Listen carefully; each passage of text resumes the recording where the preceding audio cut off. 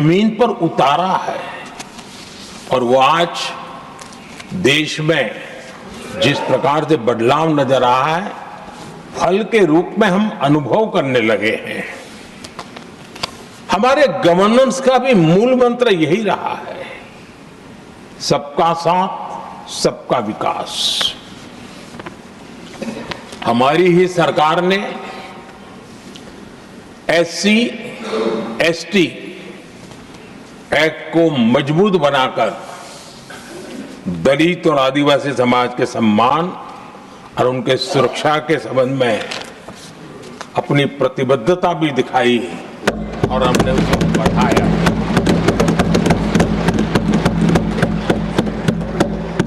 आदरणीय सभापति जी, आज जातिवाद का जहर फैलाने के लिए भरपूर प्रयास हो रहा है, लेकिन 3 दशक तक दोनों सदन के OBC MPs और सभी दलों के OBC MPs सरकारों से मांग करते रहे थे कि OBC आयोग को संवैधानिक दर्जा दिया जाए। ठुकरा दिया गया, इनकार किया गया, क्योंकि शायद उस समय उनकी राजनीति को ये सूट नहीं करता होगा, क्योंकि तुष्टीकरण की राजनीति के और फैमिली फर्स्ट की राजनीति में जब वो बैठेगा तब तक वो चर्चा तक के हित में भी नहीं आता है। आदरणीय सभापति जी, ये मेरा सौभाग्य है कि हम सब ने मिलकर के 3 दशक से मेरे OBC समाज ने जिस बात के लिए मांगे की, आशाएं रखी, जिसको निराश करके रखा गया था, हमने आकर के इस आयोग को संवैधानिक दर्जा दिया।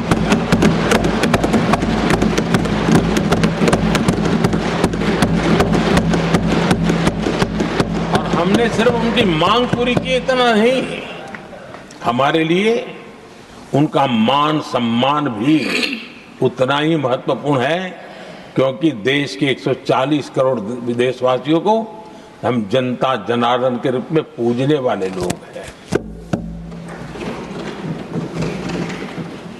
आदरणीय सभापति जी, हमारे देश में जब जब आरक्षण का विषय आया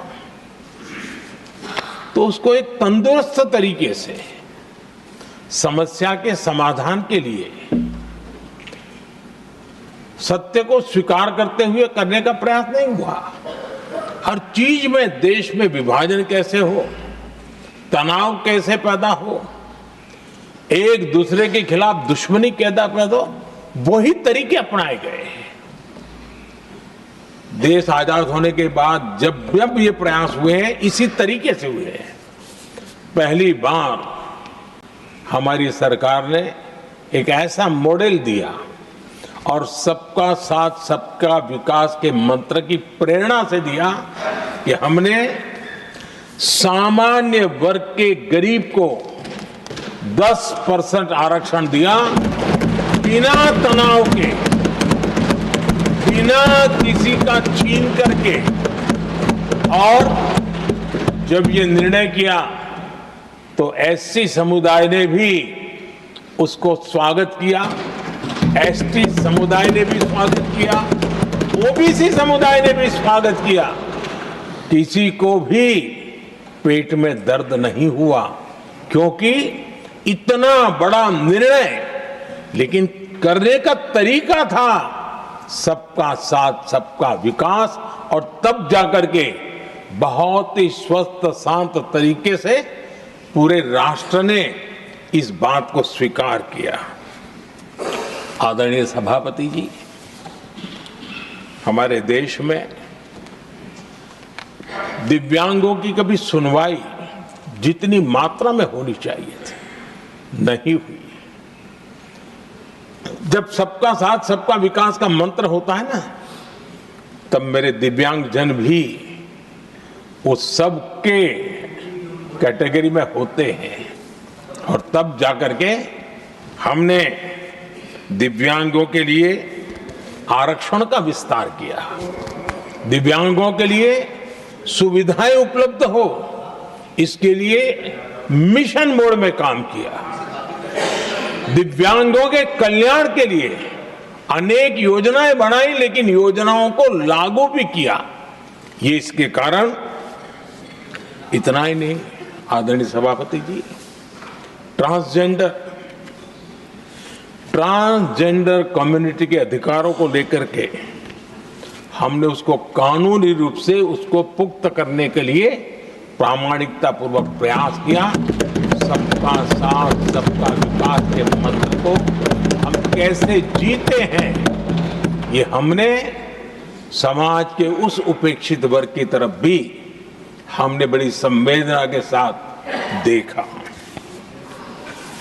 आदरणीय सभापति जी, भारत की विकास यात्रा में नारी शक्ति के योगदान को कोई नकार नहीं सकता है, लेकिन उनको अगर अवसर मिले और वो नीति निर्धारण का हिस्सा बने तो देश की प्रगति में और गति आ सकती है।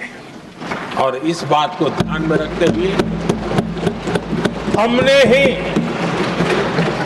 और इस सदन का पहला निर्णय हुआ, हम देशवासी गर्व कर सकते हैं, सदन इस बात के लिए याद रखा जाएगा, ये नया सदन सिर्फ उसके रूप रंग के लिए नहीं, ये नया सदन का पहला निर्णय था नारी शक्ति बंधन। इस नए सदन को हम किसी और तरीके से भी कर सकते थे, हम हमारी वाहवाही के लिए भी उपयोग कर सकते थे, पहले भी होता था, लेकिन हमने तो मातृशक्ति की वाहवाही के लिए इस सदन का आरंभ किया था और मातृशक्ति के आशीर्वाद से ये सदन अपना कार्य आरंभ किया है। आदरणीय सभापति जी, हम जानते हैं, इतिहास की तरफ अब थोड़ी नजर करें।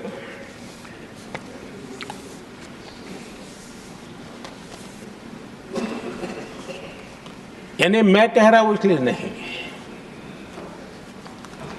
बाबा साहब आंबेडकर के साथ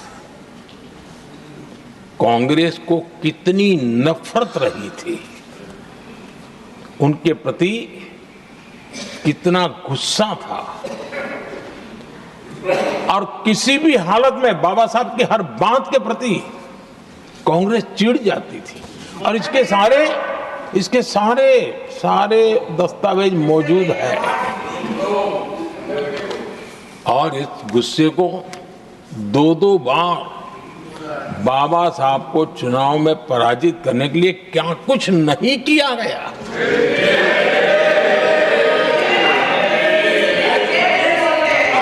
कभी भी